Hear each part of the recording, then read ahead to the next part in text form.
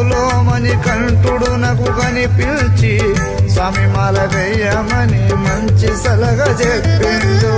స్వామి మాల వేయమని మంచి సలహా చెప్పిండు.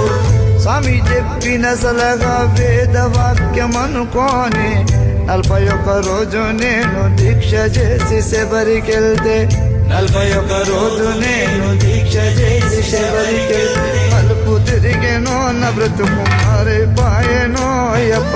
మలుపు తిరిగేనో నా బ్రతుకు మారిపాయెనో అయ్యప్ప.